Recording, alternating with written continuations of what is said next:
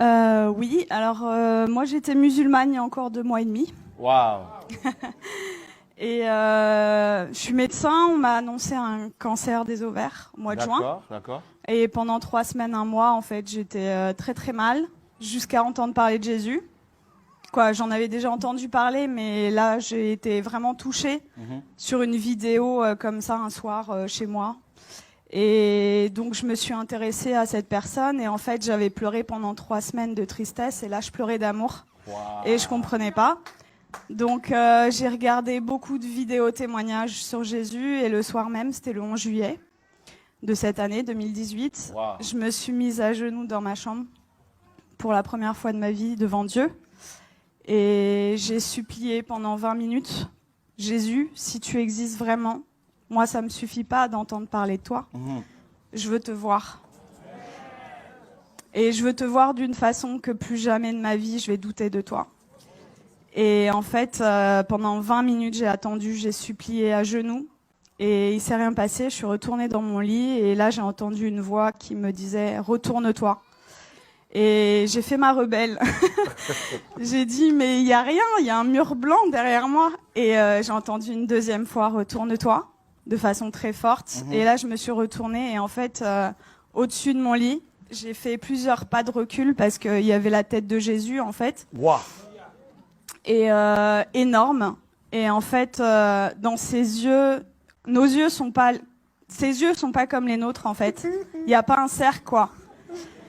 Il y a tous les univers dans ses yeux. Et en fait, il m'a regardé, il m'a transpercé le cœur. Et en fait, là, j'ai une urgence intérieure Waouh. qui, pour une musulmane, est incompréhensible. C'est-à-dire que c'est pas venu de mon mental. Je devais me faire baptiser le plus vite possible. Oh, wow. Donc le lendemain, j'ai cherché partout où me faire baptiser. J'ai regardé des églises sur Internet. J'étais devant des églises, j'étais là postée. C'était le 12 juillet. Et ça parlait pas à mon cœur. Je disais non, non, non. Les catholiques, les protestants, non, non, non. Et à la fin de la journée, j'ai dit à Jésus, tu m'as donné cette envie-là, donc guide-moi. Et donc il m'a guidée en fait vers des personnes qui font des baptêmes dans des lacs, des piscines, des trucs. Et donc j'ai été baptisée le 13 juillet 2018. Et là, j'ai vraiment vu, parce que en fait, je suis médecin psychiatre, addictologue, et je croyais pas trop aux esprits, tout ça. Et là, j'ai vu des esprits sortir de moi, etc. Wow. Donc j'ai dit.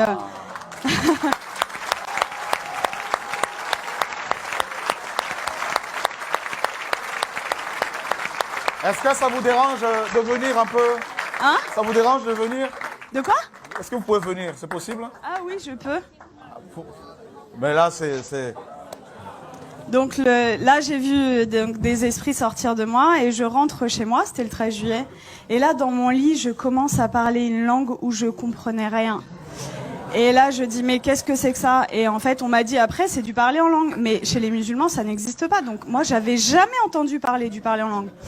Et ça a duré 3/4 d'heure, 1 heure. J'ai parlé une langue où je comprenais 0 mot. Et en fait, j'ai senti une énergie remonter de mon ventre et je prenais comme ça. Et je jetais, en fait. Ça a duré 3/4 d'heure, 1 heure.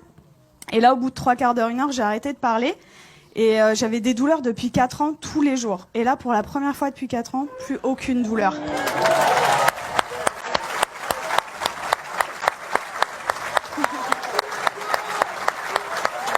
Ah.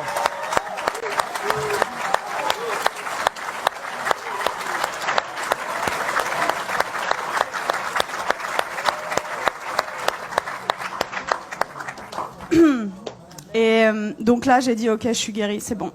J'ai pris rendez-vous chez mon gynéco le 17 juillet.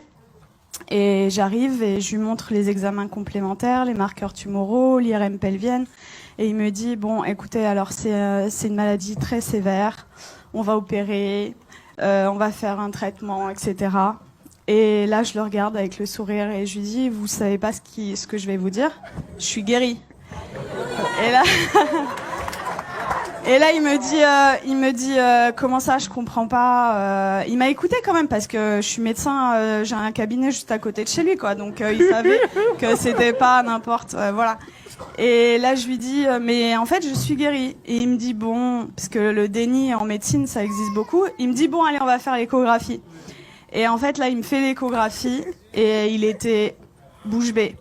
Donc, en fait, il passe sur l'ovaire gauche. Là, il me dit au ralenti, ovaire gauche normal.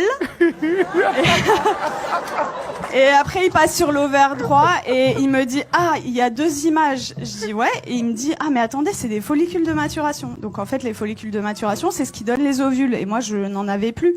Donc, en fait, là, mes ovaires étaient morts et ils sont revenus à la vie. Oh.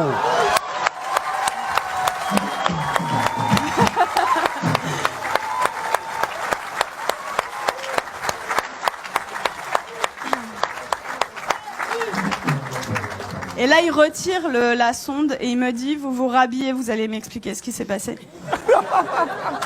Et du coup, je lui raconte en gros que j'ai rencontré Jésus 6 jours avant, qu'il m'a guéri et tout. Et il me dit, bon, écoutez-moi bien.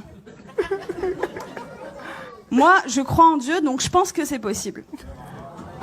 Je suis juive, donc je pense que c'est possible. Mais vous êtes médecin, attention, gardez ça pour vous.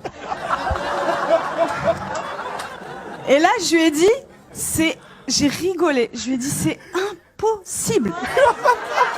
Je lui ai dit, je veux que le monde entier...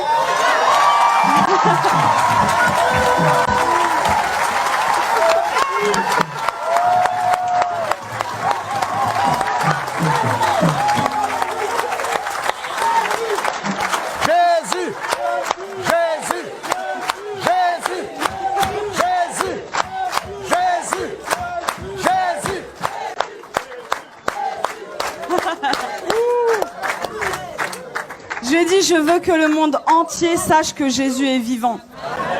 Et il m'a dit, bon, ok. Et il m'a fait mon compte rendu d'échographie, qui était normal. C'était un plaisir pur. Et il me le rend. Et là, il me dit, est-ce que je peux vous faire la bise au lieu de me serrer la main? Je dis, bien sûr. Et il me prend le visage et il me dit que Dieu vous garde. Et en fait, ce que je raconte partout autour de moi, c'est, tout à l'heure, le frère disait que vous aviez vécu au Cameroun l'acte des apôtres. En fait, c'est ce que je vis tous les jours, quoi.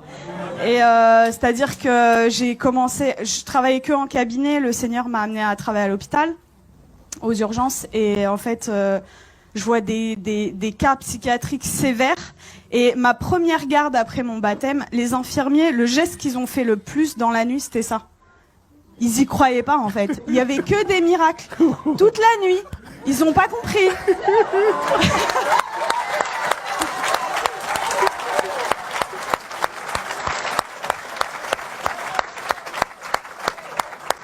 Et en fait, partout où je vais, partout où le Seigneur donc est avec moi, il se passe des miracles. Et c'est ce que je dis, en fait. Moi, ça fait que 2 mois et demi que je suis chrétienne. Et je vois les frères et sœurs, ils osent pas parler de Jésus. Ils ont limite honte de lui. Je dis, mais oh! Moi, je vais au salon de coiffure, il y a des coiffeuses qui sont guéries. Je vais à la boulangerie, à la boulangère.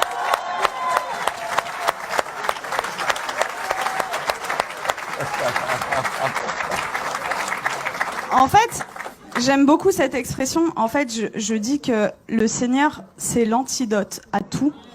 Et le monde entier a le poison. C'est-à-dire qu'ils connaissent pas Jésus. Moi, j'ai 33 ans. J'ai attendu 33 ans pour qu'on me parle de Jésus. Mais attendez, mais moi, j'aurais voulu que quelqu'un vienne me parler de Jésus. Vienne me dire, mais attends, la solution à tous tes problèmes, ton malheur et tout, c'est Jésus la solution.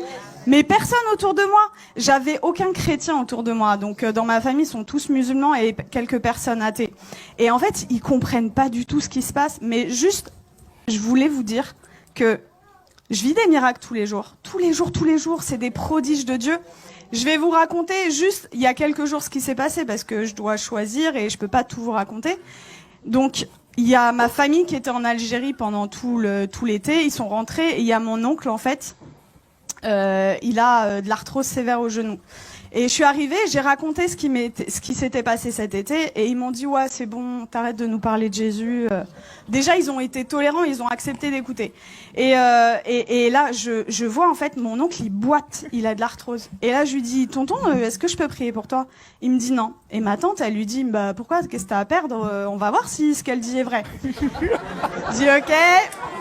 Et là, le Seigneur m'a donné le verset, vous savez, où il ressuscite une femme et il fait sortir tout le monde, en fait.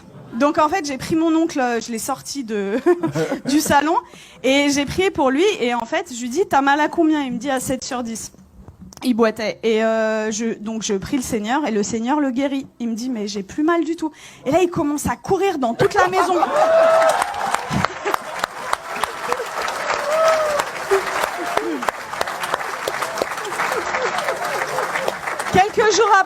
Quelques jours après, je retourne dans la famille et là, il me dit, Nermine, tu vas pas me croire, j'ai vu mon ophtalmo. En fait, il voit son ophtalmo 2 fois par an et pour son glaucome. Donc le glaucome, c'est une maladie chronique, c'est à vie, c'est comme le diabète. Et il me dit, l'ophtalmo, il a pas compris, j'ai plus de glaucome. Il lui a dit, je peux pas t'arrêter les 2 traitements parce que voilà, mais j'en arrête 1 sur 2. La prochaine fois, s'il y a plus rien, on arrête le 2e, quoi. Et donc ça, c'était mon oncle et mon père qui a 80 ans, musulman depuis 80 ans. Waouh. J'ai été le voir, ça faisait très longtemps que j'étais pas allée le voir, au moins 6 mois, 1 an. J'ai été le voir jeudi dernier. Et en fait, je lui ai raconté ce qui m'est arrivé. Il a été guéri, j'ai prié pour lui, il a été guéri de ses acouphènes, c'est des bourdonnements. Il avait depuis 10 ans, plus d'acouphènes. Il avait mal au dos, il pouvait pas sortir sans ceinture. Plus de ceinture, je l'ai sorti sans ceinture. Il voyait double, il avait une diplopie. Il voyait double quand il mettait pas ses lunettes. Plus de diplopie. Et là, au bout de 2 heures, il me dit, c'est bon, je me donne à lui.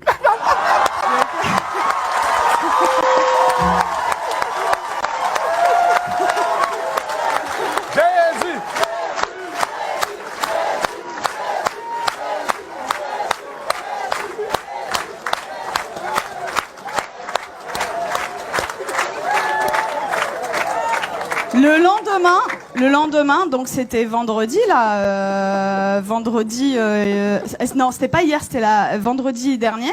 Vendredi, j'arrive, donc le lendemain, en fait là, il me dit, tout ce qu'on s'est dit là, t'oublies, c'était des bêtises, tu me parles plus de Jésus. J'étais choquée. Je dis bon, ok.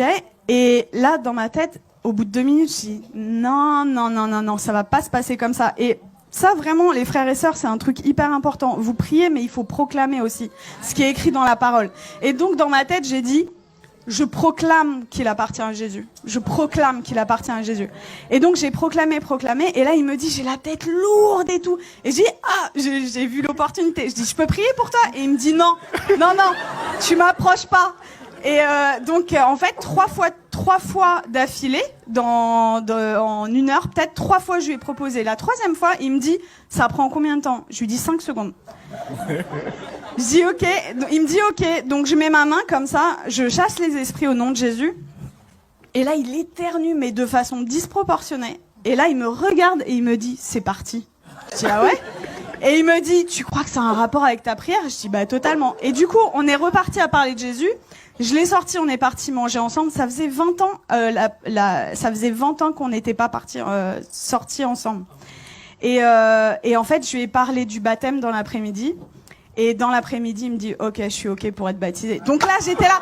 J'ai dit, je vais te baptiser dans ma baignoire, mais je voulais pas le faire toute seule.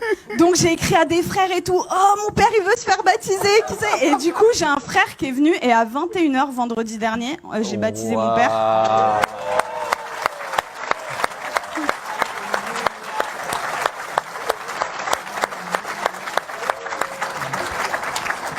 Et voilà, pour vraiment vous dire que rien n'est impossible. Il a 80 ans, il est musulman, jamais. Alors, après ma conversion, le Seigneur m'avait donné une vision où je baptisais mon père. Je disais, ok, Seigneur, mais waouh. Et en fait, ça s'est passé, quoi. Donc, vraiment, ne perdez pas espoir avec vos familles. Tout est possible. Pour nous, c'est impossible, mais pour le Seigneur, c'est possible. Et voilà, vraiment, votre vie, ça devrait ressembler au lac des apôtres, quoi.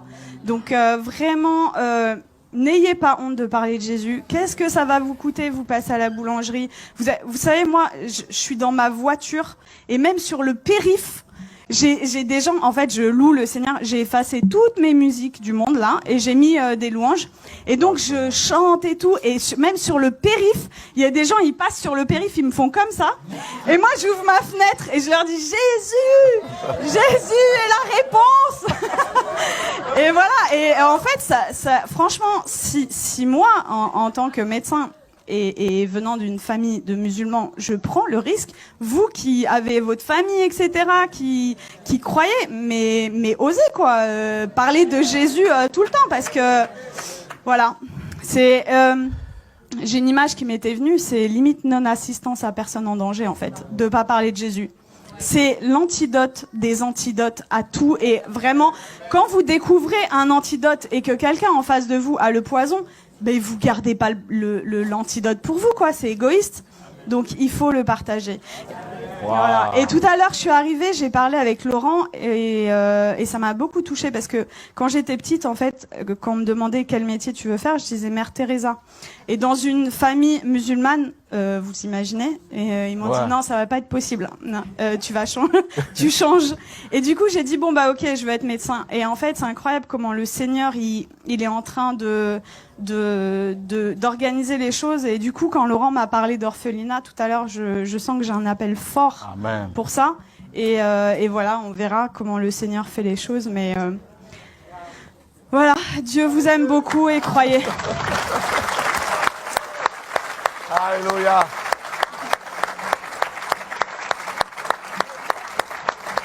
Waouh. Gloire à Dieu.